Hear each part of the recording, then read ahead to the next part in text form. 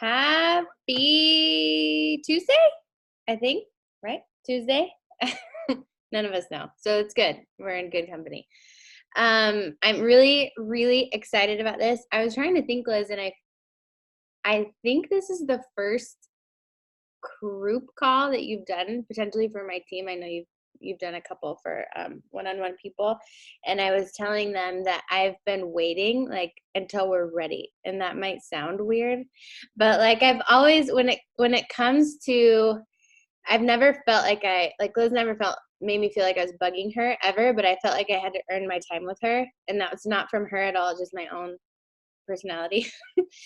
So I feel like we're finally at a place where we have a group of people that are wanting to show up, that are really wanting to grow, that are wanting to excel in this business. And we've talked about vision and our dreams to the periodically, but at the end of the year, right? We talked about our vision for 2020 in the beginning of this year. We've talked about what's possible, in our Getting Started Right calls. We talk about what's possible, and you guys see what's possible. You see the life that Liz is living and the impact that she's having, the business that she's grown.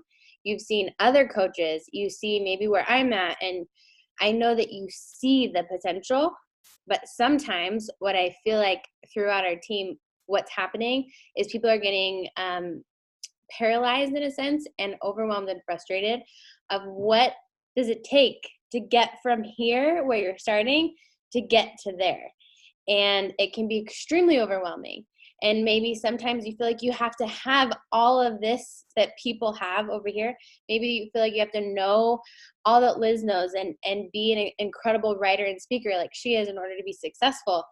But the truth is that everyone that is here at this point of success had to start where you're at.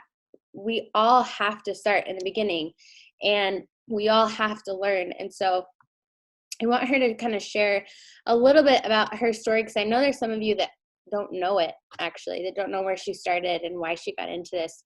So I kind of asked her to recap her story of how she got into coaching and, where she's at now. And then we're going to kind of do an interview style. I have a few questions to ask her, but really that's what I'm wanting and hoping and knowing that she can do for us is kind of connect the two of the vision that she's incredible at speaking about and the action steps and what it takes to kind of push through all those doubts and insecurities.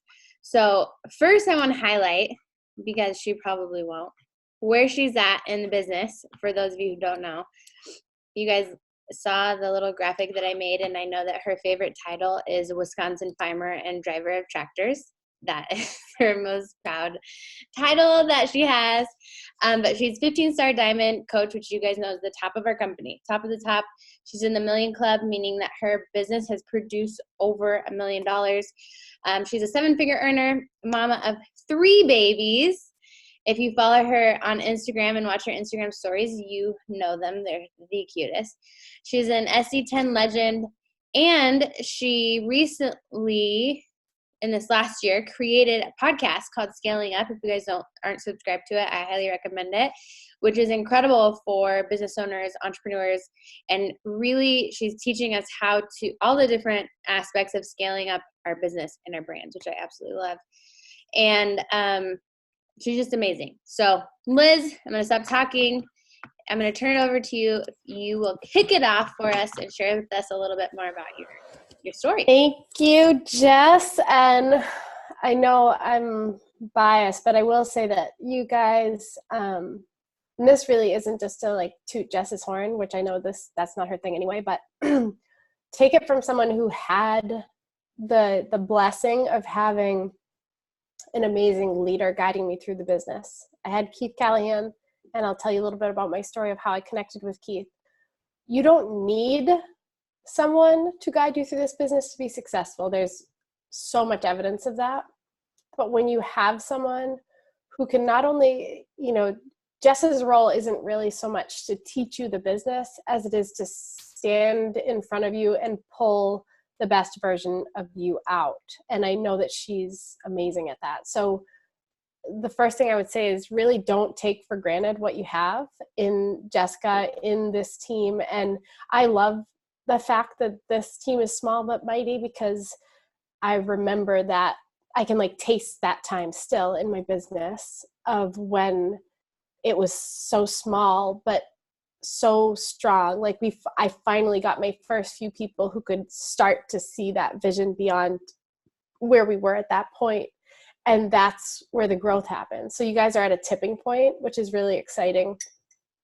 So when I got, in case you haven't heard my story, and I'm sorry if you already have, but it's almost it is over 8 years ago now that I was introduced to Beachbody. I had 60 pounds to lose. I had had multiple knee surgeries, and I had taken all the shortcuts. So I was looking for that long-term approach. And I went to a yoga studio in an attempt to be healthy.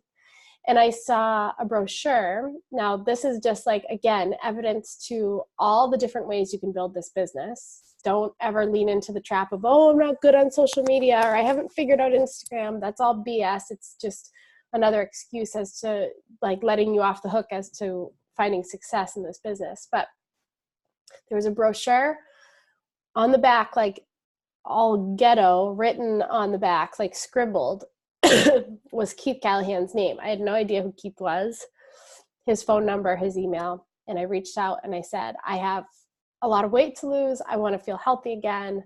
I researched this shake. How do I buy it? It was like, that's it. I didn't want anything else. I didn't want to learn about the business, nothing. And what Keith did was meet me where I was at. He knew that that was my focus. He knew that he had, you know, these world-class products to help me achieve what I said I wanted to achieve. And he helped me do that. So it was probably a good 6 months or so of, and maybe even more, of drinking Shakeology, of finally tapping into what my body was capable of doing P90X, that it piqued my interest in what Keith did. Because one day on my way into my desk job, which I hated,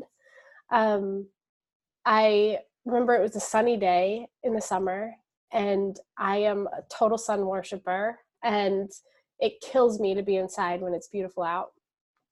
And it was killing me that I was going into the job. And at the time, I had a manager who had zero respect for me. It just was like a really bad environment for me mentally. And I felt so stifled in what I could do and bring into the world and create, because I was within this box. And when I got into work, I started scrolling on my phone before I went in. And I saw Keith out hiking with his wife, and I think it was just one baby at the time. They're pregnant with number 6, on a random weekday. And I was like, okay, I need to learn what he does, because that's what I want to do, whatever it is. Because all I wanted was freedom. I just wanted freedom to make my impact. I wanted freedom of time to do what I wanted and be with the people that I cared about. And that was how I got my first exposure to Beachbody. And really, I just, from that moment of learning about Beachbody through Keith, even though I was really hesitant, I've never looked back. Like, it has been all in ever since then. I've had plenty of failures. I've, fallen short on goals. I've failed to show up for this business, but I've never had a plan B, because this was it. And that was how I kind of got into the business. And in the beginning, and because I was so adamant about not wanting to learn the business and not interested in the business before I had that moment, Keith placed me on a completely dead leg in his business. When I say dead, I mean, I have never in 8 years received a single coach or volume point from anything above me, not one, which meant for the first 4 or 5 years, when everyone else was like making money hand over fist and working a fraction of the amount of time that I was working, and I was busting my butt every single day, 7 days a week, morning, noon, and night, and making a fraction. Like, there's no logical reason why I should have stuck with this business, because the fruits of my labor were not there. There was labor and no fruit. It was a dry harvest for years. I had nothing. I would make a $500 commission one week because I busted my butt and sold a bunch of challenge packs. And then I'd have another week where I'd owe Beachbody money because I've sold nothing and someone returned something. And it would be like negative $30. I'm like, oh my God, I'm losing money. So the gift in that, though, of never getting anything from my upline in terms of volume or like the tangible stuff, was it forced me to make decisions that transcended today, even like this year or even just next year. Like, I had to have a bigger vision for my life, and I had to know with confidence that this business was the way that I was going to get there, even if I didn't like the timeline.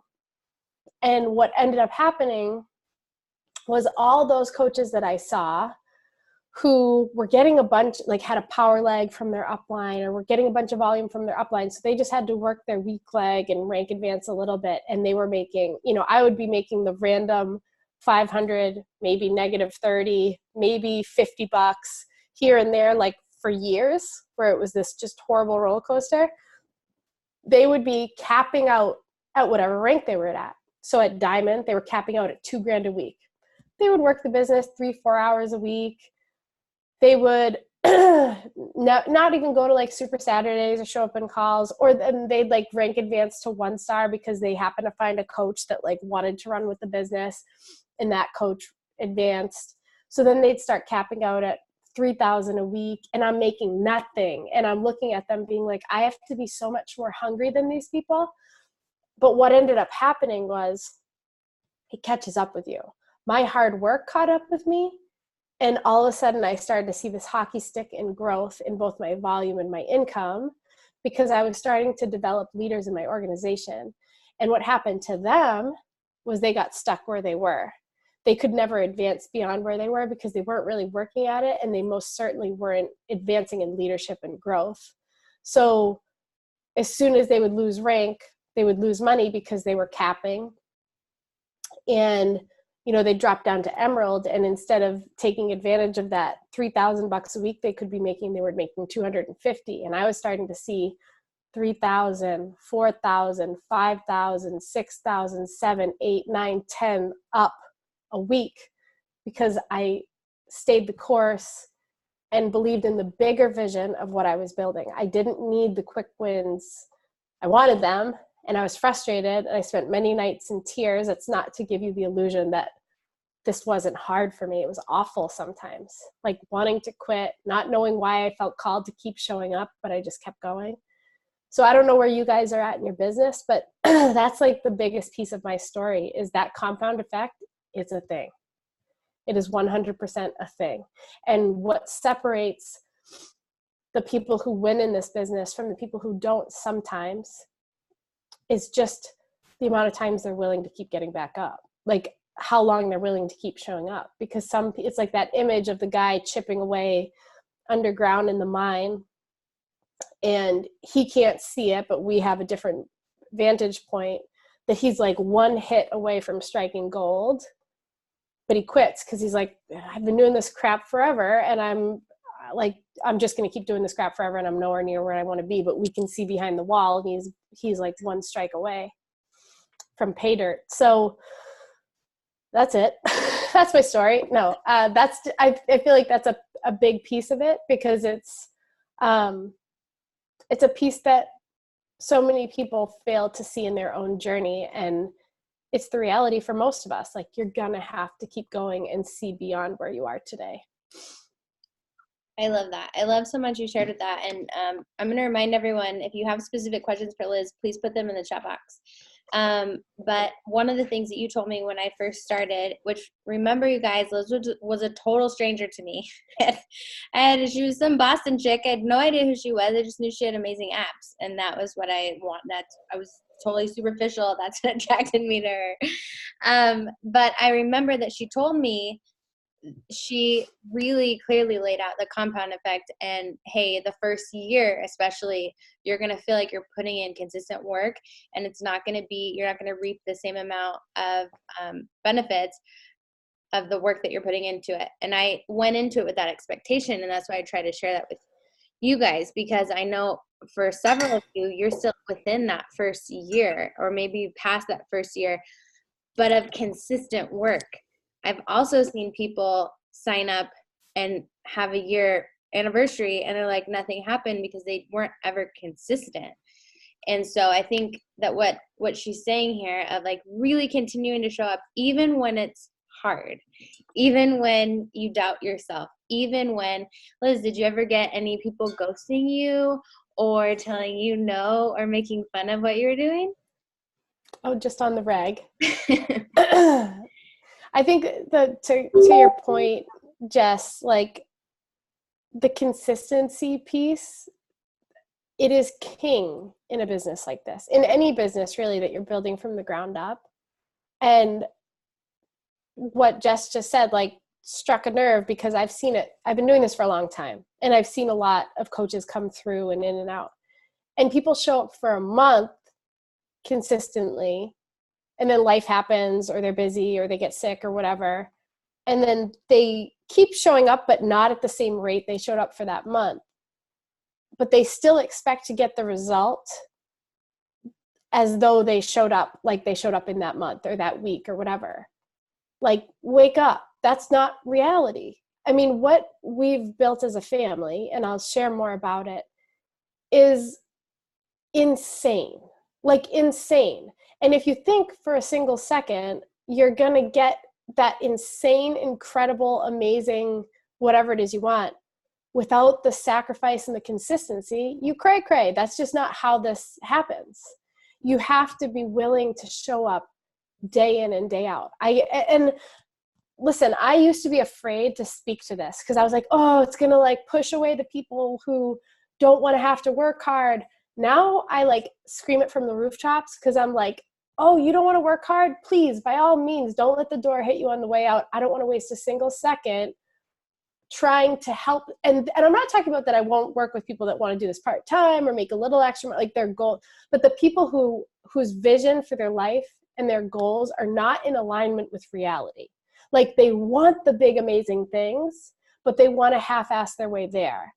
I'm not interested in working with those people. I'm speaking into the people who are like, I want the big things, and I just might not fully understand what I have to do to get there, but I will do it if you tell me how to do it. And I will sacrifice if you tell me what to sacrifice. And I've seen so many people see incredible success that's life-changing when they just show up every day. When you look at some of the top earners in the company, Danielle Natoni comes to mind, because if you follow her on Instagram, the girl is like, it's like Groundhog Day. Like, it's actually kind of boring to watch her social media because it's the same thing every single day. Wakes up, has her energized, reads her personal development, does her workout, sits down, does coach calls. Like, it's dry to the bone, but it's why she's earning over $2 million a year as a coach, doing what she loves, because she's willing to stay consistent. And she's 10 years into the business. 10 years into the business, she's still showing up every day because she understands the power of what she has in her hands. And there was a period in her business, probably about half of her business years now. So maybe 5, I'm guessing, but I'm pretty sure it's right around that. Probably 5 years of her business where she was busting her butt and not seeing the reward. And probably about 5 now where she works and it's like crazy. But she's still doing the things every single day. So that's my tangent on consistency and being willing. I always tell people, don't judge your success or get emotionally connected to the end result of the day-to-day, because that's exhausting. Like, if you're really consistent and then you go back and count all the no's you got or how you still haven't hit Success Club this month, or that no one said yes to you, or that you got a coach cancellation, it's not going to make you want to show up and do the same thing the next day. But when you are fiercely committed to the day-to-day without being emotionally connected to the end result of the day-to-day, but you're emotionally connected to the vision of what you're building, that's the formula for success. Like, I'm going to show up every day, no matter what, and put in the work because of what I'm building over here. And I'm not going to stress so much about the end result of each day. Hold on, I have to choke. Jess, you can ask me another question. It's so powerful. And I love Danielle's story too, because I love where she came from. And, I love being able to talk with coaches like you and, other people who've had a lot of success, because you go back to the beginning and everyone deals with their own stuff, that all of us, and I see so, not just in our team, but in our bigger team and just in the network, we see so many coaches who tell themselves why they can't do this, because I fill in the blank, work full time, have 5 kids, life is crazy, I'm not at my goal weight, whatever that is. But I love stories like yours and like Danielle's, where she was like, I was living in my car when I started, like incredible testimonials. Or Christina, and I think I remember hearing that she was working 90 hours a week or something when she was starting as a lawyer, and you think that people aren't taking you seriously because of what, and you have lawyers and doctors and all these people from all these different backgrounds who have beat all of the odds, who have had it way harder than any of us ever have, and have been more successful. And to me, that's so inspiring, because if they can do it, we can do it. It's just getting the mental clarity and getting out of your own way and telling yourself, like, if they can do it, I can do it. And pushing away that lack of self-belief and the excuses, honestly, that we tell ourselves, that we're too busy or that whatever it is. The truth is that the necessity isn't there yet. Okay, so love that, Liz. We had a couple questions come in. I had it in another window, but one of them was about comparison. Oh my gosh, of course I closed my window. I texted them to you. One second. And it was, okay, so the comparison game, which we all know comparison is the thief of joy, right? But I think that we all struggle with this at some level. I'm sure, Liz, that you've caught yourself comparing yourself to other coaches and their success, and it starts robbing us of our own accomplishments, right? So how do you push past comparison? I know any action is better than no action, and I have started, but I see people such as you, Liz, and Jessica, who appear to have it all together and post perfection. How do you not allow that to stifle you? Yeah, so it kind of plays off what you were just talking about, Jess, of like, if they can do it, you can do it.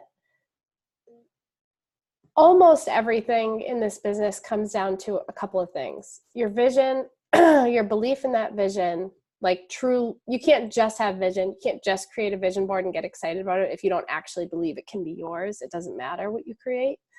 So you have to have belief in the vision. You have to have a passion and energy behind what you're doing. Like, there has to be a joy of what you're creating, even when you're doing the mundane crap that nobody wants to do, like inviting or whatever. Like, you have to know there's a greater purpose for it, because it's driving you towards where you want to go. And mindset. It's why we talk about personal development, and personal development, for the record, goes very much outside of the books you read. Like, personal development to me is a practice. It's acknowledging and having the self-awareness of when I have a thought that is not serving me, or is actually taking away from the person that I'm trying to become. I have to consciously choose to change how I think. I have to consciously choose to change my actual belief system. I mean, we're all raised with certain belief systems that are instilled within us that we, unfortunately, like, parents aren't perfect. I'm sure I'm jacking up my kids somehow, but like, we have to actually choose and say, oh, I noticed that, like, this is one for me. Anytime anything happens that isn't what I want or what I expect, on the positive side, I spiral down the negative, like, in a heartbeat. Like, you might not know that about me, but if, one person says no, or one coach that I thought was going to be like my next front runner quits, it's like, I'm 8 years into this and I've built a multi-million-dollar business, but my mind will still say, I suck at this. I don't know how to do this. Maybe people don't want to join with me anymore.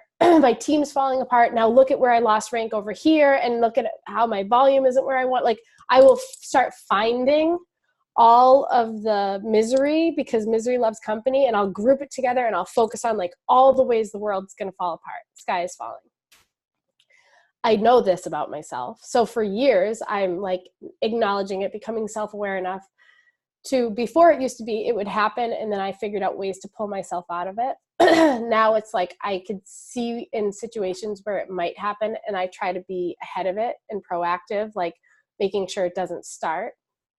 But my point is, comparison is one of those things, because where you might start comparing yourself to other people and seeing the negative in it for yourself, for me, that has become evidence to me. Like, I see someone else raking in $2 million a year as a coach and signing up 100 people a month.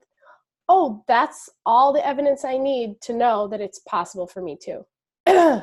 So it's shifting your perspective. That's not to say I don't compare myself sometimes, or see someone who's done something that I wanted to do, or, you know, I used to do it with, like, just as a mom, you know, you see these moms on Instagram or wherever, and it's like, it really does look like they have it all together, or they have like 10,000 children and they're all like dressed perfectly and like standing in a line, happy to take a picture. But what you don't see is like this idiot mother who spent 3 hours wasting her time trying to get this perfect picture. So you also have to be like aware of reality. Like, please don't compare yourself to anything on social media. I mean, it's way oversaid, but it is so true. It's a highlight reel. Like, we're not showing the behind the scenes and the mess and the disaster, and our, you know, these moms that look like they have it all together, but they're in depression or going through a divorce or whatever else. So that's where discipline comes in. I actually stopped, like, a lot of my coaches will be like telling me things about their lives, and I'm like, oh my God, I had no idea. Like, I'm so sorry. Why didn't you tell me? And they're like, well, I shared it on social media and you didn't say anything. I'm like, I don't consume social media anymore. So because it would make me feel certain ways that weren't serving me. So I had to have the discipline to cut it out. So like watching stories is one of those things where it's like scheduled time in my calendar for me to go through to prospect, to find people to join my team. But other than that, I don't consume it. I don't watch Jessica's. I don't watch anybody's, because as much as I might enjoy some of them, I also know others are a detriment to me and my goals. Like, if it's not helping me get to where I want to go or become the person I'm called to be or live the life I want to live, I don't want to waste that time. So comparison's kind of like that too. You have to look at where you're comparing people, like literally in what spaces. Is it Instagram? Is it Facebook? Is it in everyday life? And be able to, in where it's appropriate, eliminate it until you develop the discipline and self-awareness to rise above it, so that when you're exposed to it, you actually think differently about it. And I mean, this should go without saying, but I'm happy to say it. Like, we don't have it all together, not even close. So what you see is what I want you to see. I don't want you to see me yelling at my kids. I'm not interested in you seeing me with like no makeup on, looking like I'm dying this morning because I'm sick. Like, you see what I want you to see. This is my storefront. I'm not going to put my crap in my storefront. So like, keep reality in check a little bit too. And more than anything, know where you're going. When you know where you're going and you have the vision and you believe in the vision, I mean, for me, everything comes back to those two things. Do you have a vision of where you want to go with clarity? Do you actually believe you're capable and you're going to get there? When you have those two things, you don't care as much about what other people are doing, because you know where you're going and you believe that you're going there. So for me, a big piece is like, when I hear that comparison question, that usually is a little bit of a flag for me of like, you've got to get deeper on your vision and change your belief system. I love that so much.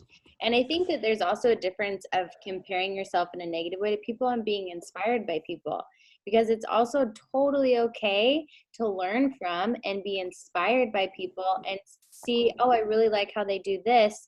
I'm going to take that and I'm going to learn how to do this. I really like how so-and-so's Instagram photos are so clear, or like the filter that they're using. Instead of saying, man, mine really sucks, what the heck am I doing? Just figure out what filter they're using and then start implementing that. And I think that that's in life, like such a good tool for us to use, and like a perspective for us to use, that it's like in our clients when we're helping them with weight loss, right?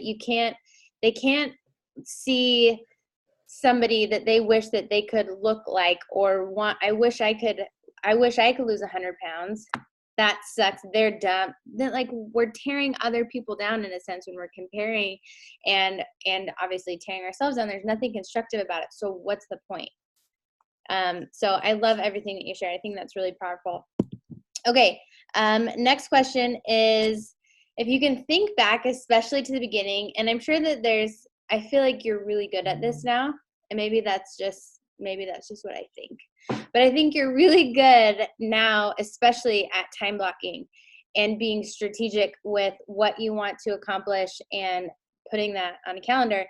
But I know, especially for a lot of coaches on our team right now, and in the beginning, it can be extremely overwhelming when you get excited and you're like, I want to do live videos.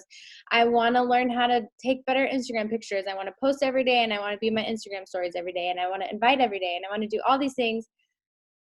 But then they don't do anything because they're like paralyzed with overwhelm and like, where do I even start? What do I even talk about? So I know it's a broad question, but like, what are some tips that you would give us for taking action when you're overwhelmed? Yeah, that's a great question. And I go through that too. I don't know if that ever goes away because there are so many things. The two ways I operate in block time, like Jess said, and I operate in power pockets. And I schedule both of those into my calendar within reason. I'm not a super structured person, but that helps me. So for example, Tuesdays are my call days with my coaches and things like this. And I know that if something tries to creep into my schedule that doesn't fit in that category of connecting with physically connecting with my team, it doesn't go in that day. And that has helped me to know that I have an entire day dedicated to something that does move the needle in my business. Obviously, you can't do that with or you could, I guess, where you have Wednesdays are your inviting day, but that's a little ridiculous. That's 8 hours of just inviting, which if you do that, great. But the other way I operate with kind of the more menial tasks are power pockets. I've done this for years, and it always works for me. This is not revolutionary. I certainly didn't come up with it, of just things like a power hour where you know that you're going to do the needle moving behaviors. Here's the mistake I see a lot of coaches making. They're working, but not on things that actually move the needle in their business. And they strategically avoid the things that would actually drive their business forward because they don't really want to do them, primarily inviting or following up, because that's how you actually build a business. So they spend an hour writing a post, an hour picking the perfect picture and putting the filter on it. They put that up, then they spend time engaging, then they're on social media prospecting, aka watching other people's social media content. So if they were to be totally, a lot of this is how honest are you being with yourself? If you were to be totally, truly, 100% honest with yourself and use a timer, which I encourage you to do, and time how long you're spending in each of these categories and what you're actually doing, you could boil it down to what of this, however many hours, and let's say you work the business 3 hours a day. Of these 3 hours, how much of this was dedicated to needle moving behaviors? And you hopefully will like what you see, but if your business isn't advancing, my guess is you likely won't like what you see. And that is data. That's information. It's not a knock to who you are. It's not evidence that you'll never be successful. It's data. It's saying, oh, okay, here's this fact or this information that I can take, absorb, learn from, and tweak the next time I put it out into the world. Jess, what was the question again? Great. But it was because the question was, because I know this happens to when you're overwhelmed. You're overwhelmed and you're like paralyzed and you don't even know what to do. Okay, so I was getting there, but I forgot I was getting there. So that's why things like power pockets or days or block time, it doesn't have to be a day, it can be an hour of block time, are so valuable, because you know that no matter what, if it's on your calendar, you're just going to do it. So that when you have those days that you're like uninspired, or you're strung out, or you're exhausted, or like me, you're sick, or your kids are going crazy or whatever, you're like, all right, I know I have an hour-long power hour, and within that power hour, there are at least 5 or 6 needle-moving behaviors that at the bare minimum I know I'll do. So that's, again, it's a discipline thing. And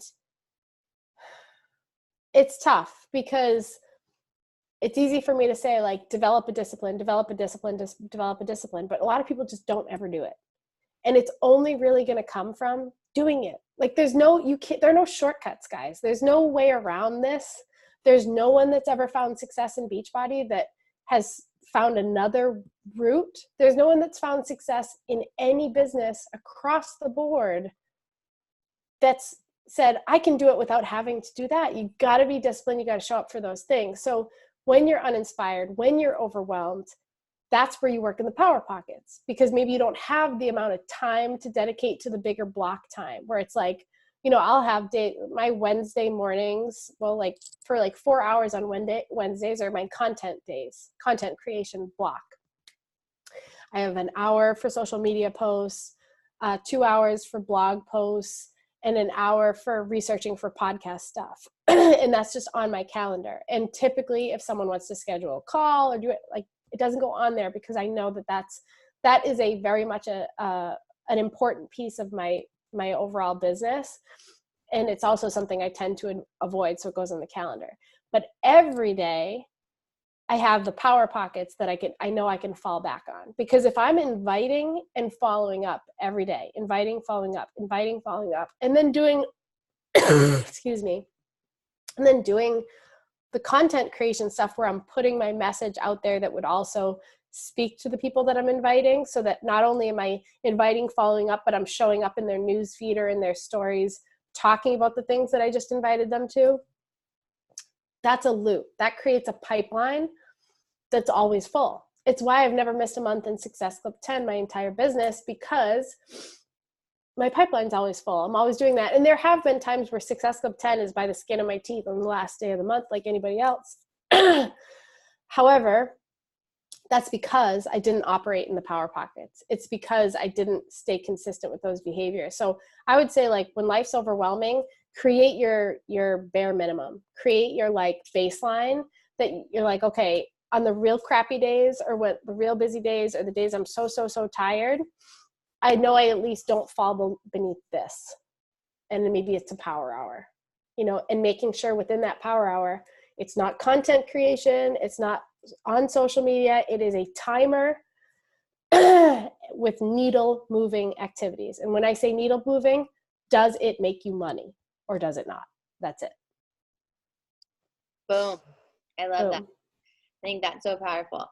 Okay, our next question is actually from Sarah, who's on this call in Hawaii. She took time away from Hawaii to be on this call. So, I was wondering why it looks so like nice and warm wherever you are. That's dedication.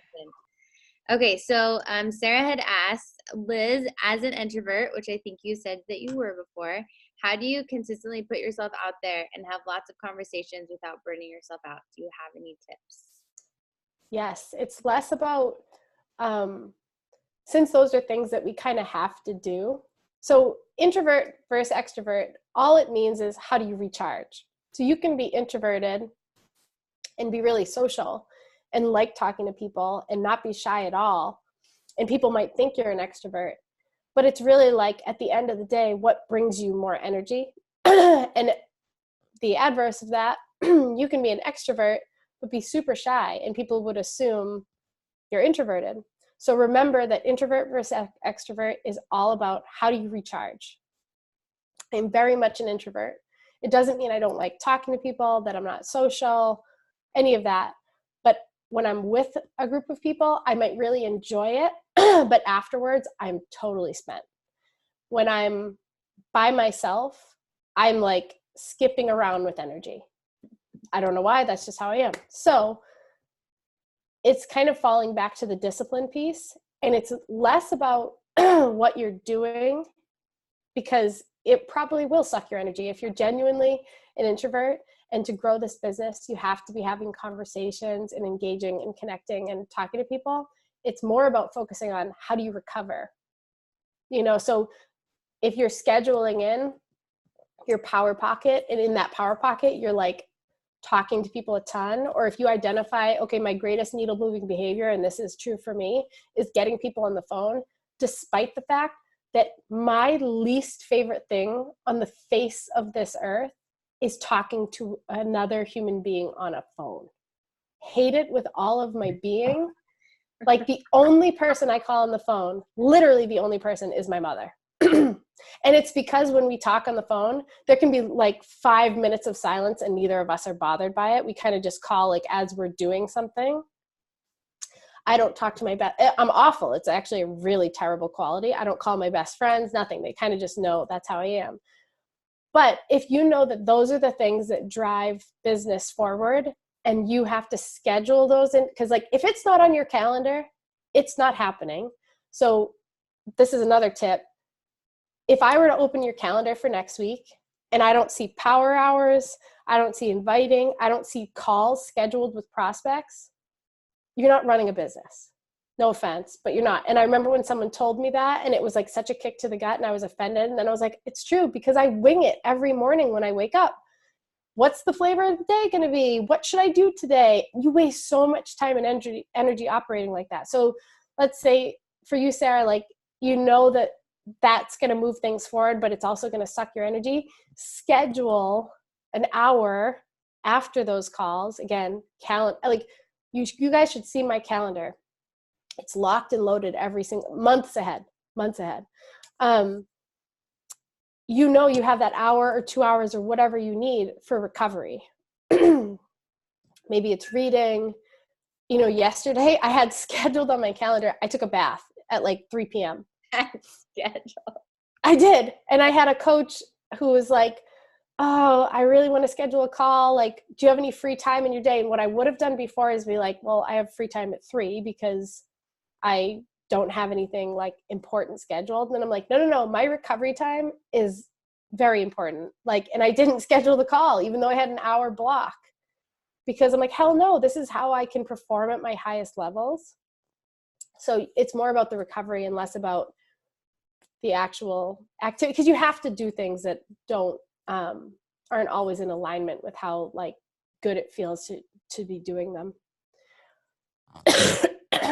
I'm so glad that you just said that, because we're talking about, like, this whole call is talking about consistency and action is so important. And I remember when I first started, and you guys all know, like, I was working in a prison, and so I had to be consistent with a short amount of time. But there's also, it's so important to find a way still to enjoy your journey. Like, that joy has to still be there. And so what she's saying about having recover time is so important for us, but we don't talk about it very often. We talk about the grind, right? And the hustle, and I need to stay up late and I need to wake up early, whatever it takes to grow my business, which is true. But at the same time, you have to have joy, or else it's all going to be forced and you're going to quit because you're going to feel burnout. So I love that. Okay, so a couple more questions. We're wrapping up. If you guys have any other questions, please put them in the chat. This is from Celicia, who's on here with her sweet baby boy. I feel like I'm getting killed in the follow-up department. I schedule follow-ups and then I get ghosted all the time when I'm following up, even with people who said they were very interested or wanted to start. Can you break down what our follow-ups should look like? Sure. Excuse me. Yeah, happy to.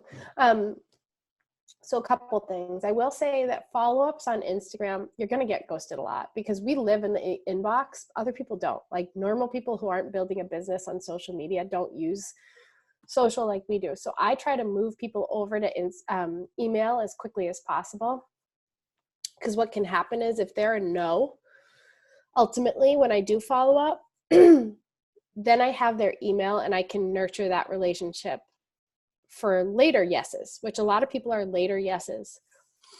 My follow-ups typically are super simple, and I always pin it back on me. So it's like I just sent a bunch of follow-ups this morning, and I just got back from Miami on Sunday night. So I said, even to the people who have not answered me yet, like I was the last message to them, like the last 2 or 3 times. It was like, hey, sorry, just got back from some travel. Finally catching up on my messages. Didn't want you to think that I forgot about you. Did you have any questions about what I sent over? Or if you have some kind of, you need a sense of urgency, like a reason for them to move things forward with you. So like a group starting, an incentive, those things kind of help sometimes. Like, oh, hey, I didn't want you to miss the sales this month since it's going to be going up $20 next month. Things like that you can reference in the follow-ups. But it used to be like 7 follow-ups. Now it's like 12 because it's so noisy. So you have to find your follow-up system that like feels authentic to you and conversational. And sometimes my follow-ups too, like after, a handful and they're just not answering, I'll say something like, hey, I just really don't want to keep bugging you. Like, can you just tell me, do you want me to help you? Or like, should I just stop following up? Because I totally don't want to be a bother. I'm sure you get tons of messages, like something like that to kind of let them off the hook. And then I know, like, even I used to be hurt when they'd be like, yes, please stop following up with me, which doesn't actually happen a lot. A lot of people will be like, oh my God, I'm so sorry. I've just been really busy. But once in a while when someone's like, yeah, you can stop following up, it's not the right time, then I know I'm not wasting my time there. So it's doing me a favor. Like, don't take it personal. Just know that that's a gift, because then it's like, okay, great, I can move on to the next person that I can help. So I think that's a big piece. And also it's the most important thing is like the relationship that you're building in those initial stages too. If you always are going, and I'm not saying you, Celicia, because everyone's so different, but like you, meaning everyone, all of us, if you go into a conversation with your own agenda in your mind, instead of how can I connect with this person and see how I can help them, instead, like you're going in like, bar just launched and I have a group starting and I want to add someone to my bar group, that comes through in the conversation. But if you're just constantly, like, that's where the power pockets are so important. Like if you're constantly just filling your pipeline with people that you're talking to and seeing how you can better serve them, then you can actually build real connections with people, which typically leads to conversions, instead of like hustling to try to get people for your own agenda. And the other thing I would say to that is, what was I going to say? It's something else in that arena. I can't remember. Hopefully it comes back to me, but hopefully that helps. I just keep it super lighthearted. And then, yeah, I follow up individually always. And then I will also send value. So like, let's say that I, followed up 5 or 6 times and they still like didn't answer, or they kind of keep pushing me off or whatever. I'll think of something that I think is of value to them. And I'll be like, hey, I just found this recipe. Like, I know you have 3 babies and you're always like strung out. So I found this recipe. It worked awesome for my kids. They loved it and it's healthy. I'm just forwarding it along. So find times that like you can just drop some free value to them so that they appreciate it and they don't just feel like you're trying to sell them something. I love that so much, and it's just so helpful. I feel like what you're describing is the difference between eagerness and true compassion, because we follow up with people. If you put, like, yes, we all have our own goals, but if you put that aside and you're like, I truly do care about helping this person, you would never invite them one time and then forget about them. Mm-hmm. You're truly passionate and you truly care about them, you're going to follow up with them a significant amount of times because you see potential in them and you see how this could change their life. And I think that that's a huge mental shift. That's because so many people don't follow up because they're afraid of bugging people, but it's not, that's not what we're doing. That's, we care. Yeah. When you have the right intentions. And listen, I can't tell you how many times I've reached out to people about something I want and I just kind of keep muting our conversation just because I'm busy. And it's not like urgent for me. Or I put shoes in a cart and I like bookmark the page for like a year. And then I finally am like, all right, I'm ready to buy those shoes. And they're like, they don't exist anymore because it's been a year. So it's like, I do that all the time. So I try really hard not to take it personally. And most of the time when I send that, kind of letting them off the hook message of like, hey, I just want to let you know I'm here when you need me. I don't want to keep bugging you. I typically get the response of like, oh my God, I'm so sorry that I didn't respond sooner. Like, it's very rare that people are offended that I followed up. Or I'll say, I assume you're a lot like me, running around chasing the kids, zero time for yourself. So I always appreciate a follow-up because I can never remember to do it on my own. So this is just me following up because I know how busy you are. How can I help? Just keep it really lighthearted and think about what you would appreciate receiving and then give that. I love that. Okay, we're wrapping up. So I'm just going to kind of recap to you because I feel like maybe I told you this in a voice memo text, but I don't remember.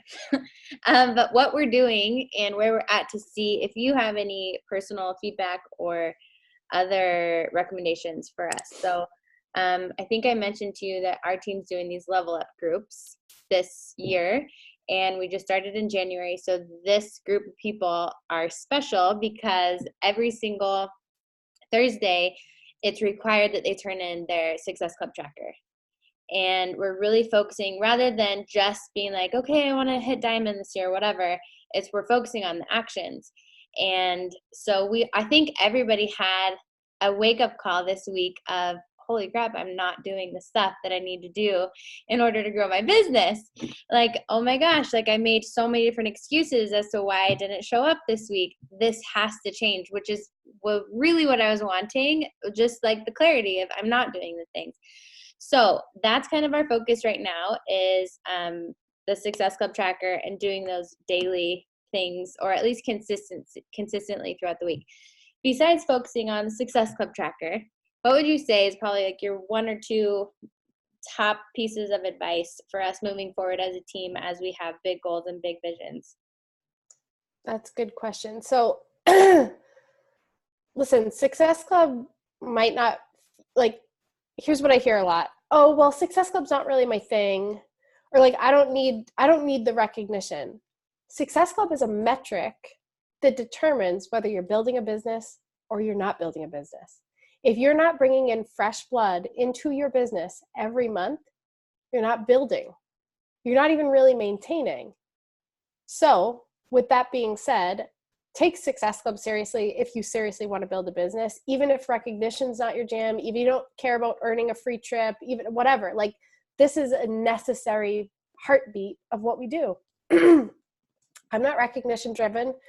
And, I don't know, 90 months or something so far in Success Club. So don't take it lightly and aim for it as a metric, because you know that it's something it's evidence you're driving your business forward. Okay. And also with metrics, sometimes you hit them, sometimes you don't. I loved Atomic Habits. Remember that guy, Jess, that spoke he was the most boring speaker I've ever seen, but he had some really great content. And he said, don't miss twice. So when you have a goal and you fall short of it, sometimes that becomes like the letting yourself off the hook of like, oh, well, I've broken my streak. So now I don't really like, the sky didn't fall, so I don't have to do it again next month. Don't miss twice. If you know this is an important thing, get back up. Like a big piece, and to answer your question, Jessica, I think one of the biggest tips I would say is success in coaching typically comes down to how quickly you get up and brush yourself off and just keep trucking. Like what do you learn from the times you fall or fail? And what do you do to just keep moving things forward? Because you're going to get ghosted. You're going to feel insecure when you see other people crushing it when you want to be and you're not. You're going to miss Success Club, or maybe you won't. Like you have to set the standards for your business, but also know that if you fall beneath them, what are you going to do about it? Like, what's the plan for next week or tomorrow or this month? Like, how quickly do you brush yourself off? And the other big thing that is so, so important, and to me it's everything, is not just nurturing like the business and the needle moving behaviors in your business. Remembering that when you have a vision and you break that down into tangible goals, in order to achieve those goals, you have to become a different version of yourself. The you are today is not going to be the you that's living in that dream house on your vision board. The you are today is not the person that's going to be recognized on stage as a 10-star or superstar diamond. You actually have to evolve into that person, because what happens is if you just got picked up today and dumped into your goals, you wouldn't be ready for them. Think about like a pregnancy, like a gestation period. There's a reason that really premature babies have a way less chance of survival, or they have struggles oftentimes when they're born too early. You want your goals tomorrow. Like, we all are impatient. We want things to happen tomorrow. But we actually have to go through this gestation period to be ready for them, to sustain them. So focus more on who you're becoming in this process. Like, because when you do that, you'll show up for the actual things you have to do, the business moving activities. Meaning, when I feel like hell, or when the babies kept me up literally all night, and I look at my day and I'm like, I have an hour window right now that I could actually sleep. I don't, because I've become someone who shows up no matter what. And I hate it with all of my being. That next hour, I'm like cursing my way through the power hour of like, I just want to go to sleep. But who I have become is someone who's showed up. And that's what has driven my business forward all these years. So actually start to think about the characteristics, the traits, like the habits that you need to break, the habits you need to form, the way you actually have to think. All of that is so important as you move things forward, and as important as the actual things that you're doing in your business. I think that was the perfect way to end this call, Liz. Thank you so much for taking the time to chat with us. I really appreciate it. I'm so thankful we recorded it. And thank you guys for the questions you asked. I thought it was really good and applicable to where we're at. And I'm excited to see. I love what you said, become someone who shows up no matter what. Like, that's definitely been a big goal of mine. And I think it is for our team and the people who are on this call. And I think this was really powerful. So thank you. You're welcome. I hope you feel better. Thanks. Give your babies a hug for me. Ditto. I will talk to you guys soon. Bye, guys. Thanks.